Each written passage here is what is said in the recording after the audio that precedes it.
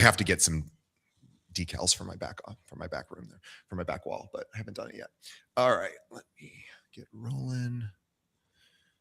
Okay. All right, welcome back. This is the Keeping It Real podcast. My name is DJ Paris. I am your guide and host of the show. We are the largest podcast made for real estate agents and for real estate agents. Today is our Monday Market Minute with Carrie McCormick. We do this monthly. Carrie is one of the top agents here in Chicagoland and actually all over the country, but she works here in the Chicagoland area.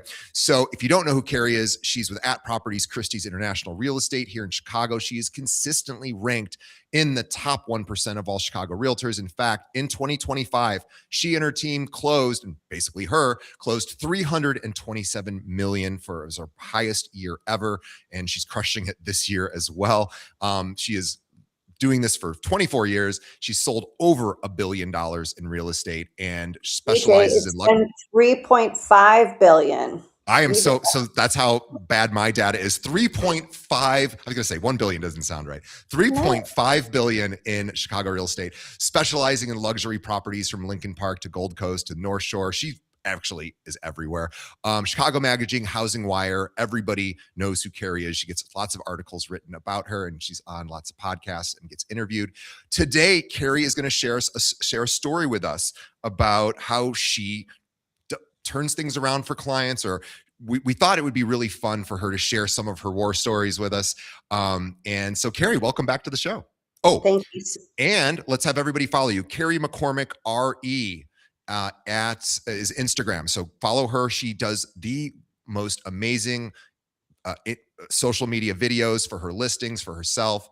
She is just, it's amazing the amount of time, and you do it all yourself. It's really impressive. Thank you. It's a lot of work, but it's a lot of fun, right? You love what you do and you don't work a day in your life. Yes. And you know what?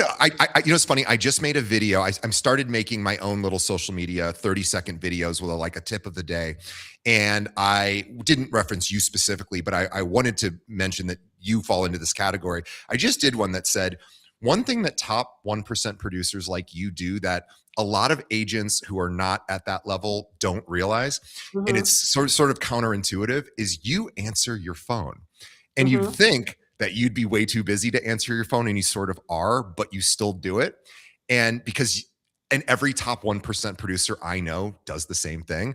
So it's kind of funny. People think that once they get to this level, like they got this whole team of assistants. I know you have people that help out, but you're the one talking to clients. You're the one doing all the grunt work. So I just think agents, it's crazy when agents don't answer their phone is what I'm saying. Yeah. Actually to that point, it was not yesterday, but the day before. I do try to answer my phone every time it rings, but I got a call from somebody. It was a New York number, and there's a lot of spam calls going on right now, but I did pick up, and it was kind of a celebrity client, which I can't say exciting. who it is.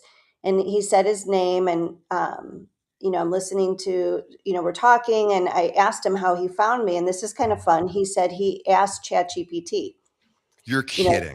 Because he doesn't live here anymore. He has a property here, but he doesn't live here anymore. And he hasn't been here for a few years. And he said, who is the top real estate agent in Chicago? And he was specific about what he was looking for. He had some attributes of what he wanted.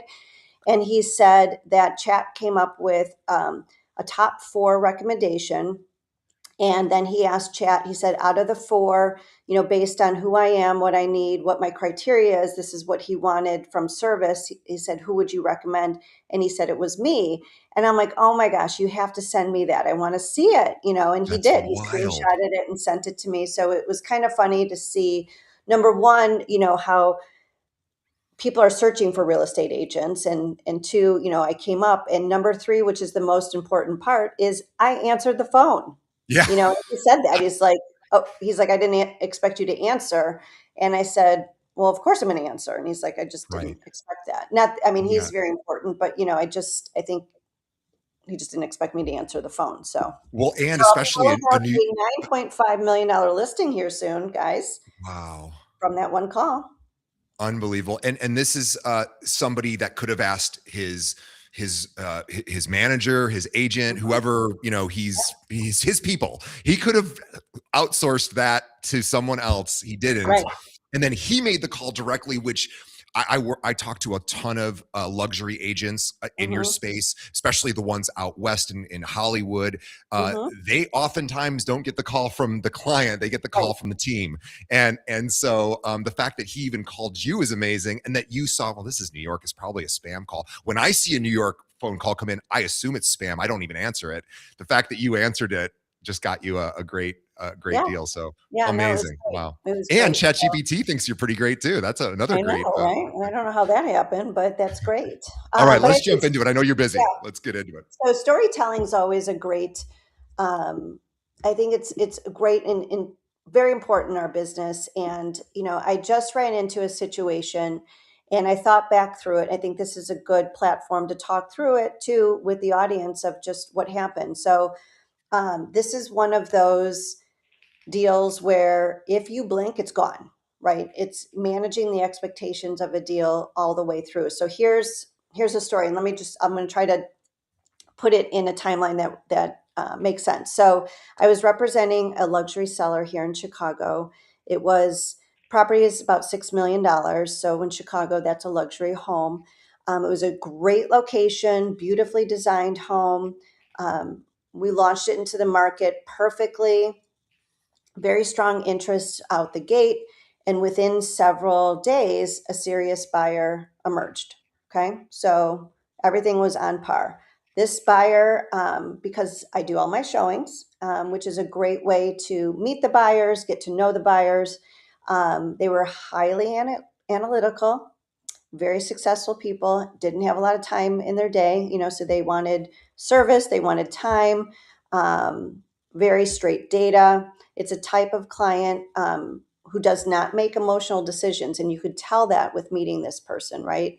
So, again, part of our job as being a real estate agent for our sellers is getting to know who the buyer is, right? Because once you start negotiating with this person, you need to understand their psychology as well. So, they put in an offer. We negotiated back and forth. We landed on terms that worked for both sides, and we were quickly under contract. Everything was solid, everything was smooth. And we all know in these deals, it's smooth until it's not smooth, Yeah. right? So here's where the problem came in. We entered here in Illinois, we have attorney review. So we entered into attorney review. It was 3 days into our attorney review. I get a call late at night. And of course, we all know that when we get that phone call at 9:30 at night from the opposing broker, it's, your heart Bad sinks. news. It's not usually good news when it's that late of a call, right? And especially knowing the tone of the broker of like, hi, like versus hi, I have a quick question, so it's, that tone. And I'm like, what's going on? And she said, my buyer's getting cold feet. Mm, And it wasn't because of the home. I asked, what's going on? And it wasn't because of the house itself. It was because of the volatility of the market, right? We know there's a lot happening in the world right now. And what happens outside of real estate, politics, stock market, all that fun stuff, it does affect people's psychology, right? So yeah. it wasn't because of the home, it was because of the market. They've been watching the headlines, the volatility of the market, started questioning, is this the right time to deploy capital out of the market right now, right? As the market's plummeting, do I do this? So she says to me, the broker says to me, they want to sleep on it, but they're really reconsidering moving forward. Um, so of course, thanks for that 9:30 p.m. call the night before, or and so I can't sleep that night. But at the same time, there was another interested party in this house who had missed out. We went under Mm, contract so quickly. I know that I kind of have a plan B in my pocket. So I thought about it overnight, and I'm like, I have two paths forward. Number one, I could try to salvage the deal that I have in place, right? The person that's reconsidering and losing confidence in the market, or do I pivot to this other buyer, the second buyer, and push buyer one out, mm, right? So here's the real reality of this is I'm marked contingent in our MLS, right? Which means we're under contract. If the first deal dies, I may have to reactivate the listing. So now that's publicly, showing the house was on, went off, was back Yeah. on, and you know how that looks in the Right. market. People go, what happened? What was What what's there wrong with must this be place? something wrong Yeah. with it. You lose leverage instantly Yeah. when that happens, right? And then now you got to start explaining what happened. Um, so here's the strategy in this scenario. And this is where most deals fall apart because people react very quickly, right? And I've learned through all my years is I'm a very decisive person. I know how to make good decisions, but there are times where you need to step back for a moment and really kind of think through it, right? And not react quickly. So instead, I scheduled a call for the following morning and I said, can we have your buyer on the phone? Yeah. Which is not usual, right? Right. We talk broker to broker. But I just said, I just would love to have a conversation, all of us together. Let's kind of talk through what's going on so we can resolve this. And so, to my surprise, the broker agreed to this. So we had a call, and I was very confident in my tone in the call, right? And I had all my ducks in a row and I was ready for this call. And I said to the buyer that I completely understand your hesitation. So acknowledging, that the pushback, how they're feeling. And I acknowledge that they're making a significant investment in this property and you should question it. I mean, it's human nature. The world's falling Sure. apart on this side. I totally get it. But let's think this through logically. Let's separate the noise of the market from the asset of the home, right? Because the noise in the market to me is very temporary. The house is forever. So this isn't a market timing decision. It's an opportunity to secure this particular property that would not cannot be replaced. I mean, it's not a cookie Right. cutter home. It's a very unique property, cannot be replicated in today's market. And then I showed them or spoke to them really about the market. There's no inventory. There's few homes that are trading at this level. And I said to them very directly and respectfully, if you walk away from this home, I completely respect you.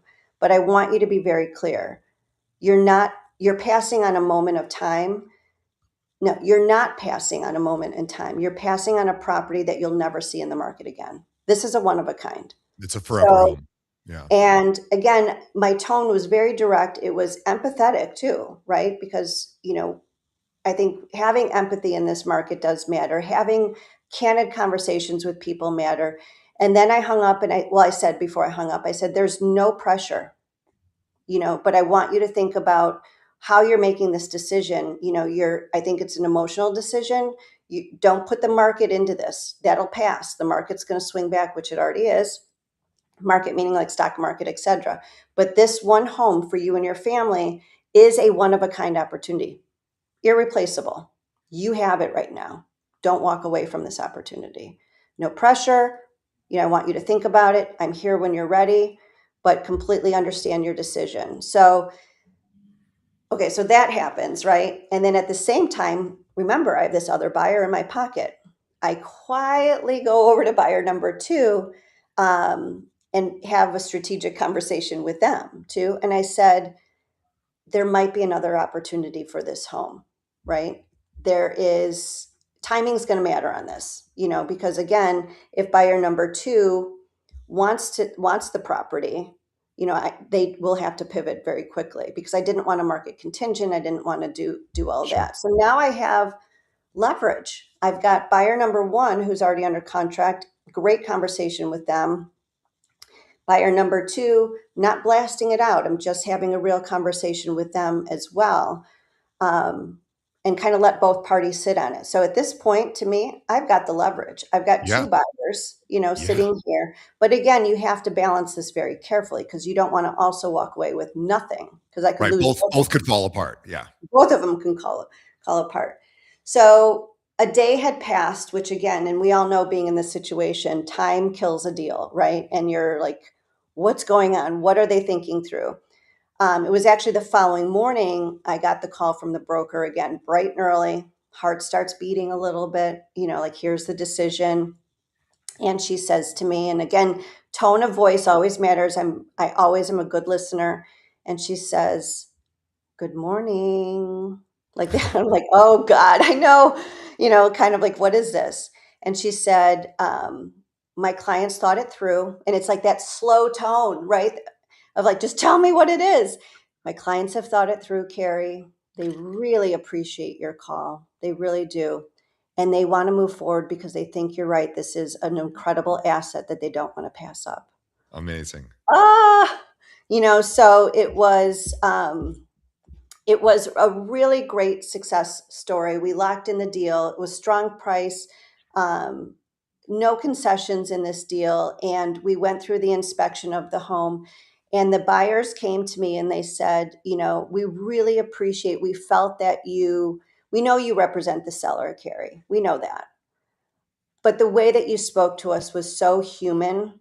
And I don't know if they use the word empathetic, but they felt that, Yeah. right? They felt that there was care. And, but really to me, it was, I mean, I always do care, but I was very strategic about the words I used, my tone that I used, how I phrased it. And it really, again, the buyer acknowledging that.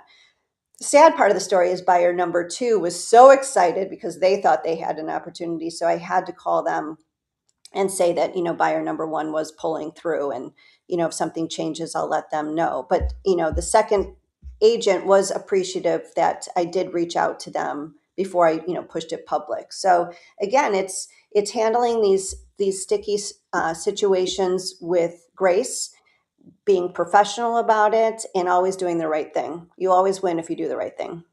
You really treated each party from their point of view and thought, what do they need? How can I serve them? Even though you're representing the Right. seller from a fiduciary perspective, you're still serving the buyer client with their emotional needs. It's authentic, it's honest.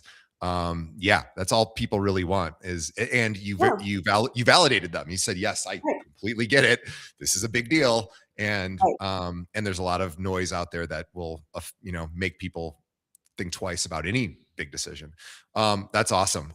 And what a great story. So I think that's a wonderful place to wrap up. I think everyone listening probably took something away from that. And please consider doing that in every deal. Treat every deal as if it's the most critical deal, Of course. and you'll have a great career like Carrie. Also, if you are an agent outside the Chicagoland area, most of our listeners and viewers are not from Chicago.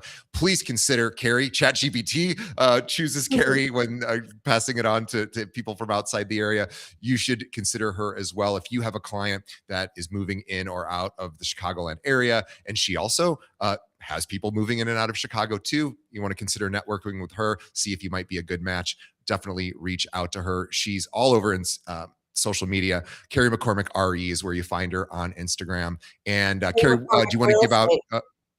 Sorry, Carrie McCormick Real Estate. My apologies. It's okay. And by the way, we have a link to this in the show notes, so just go there.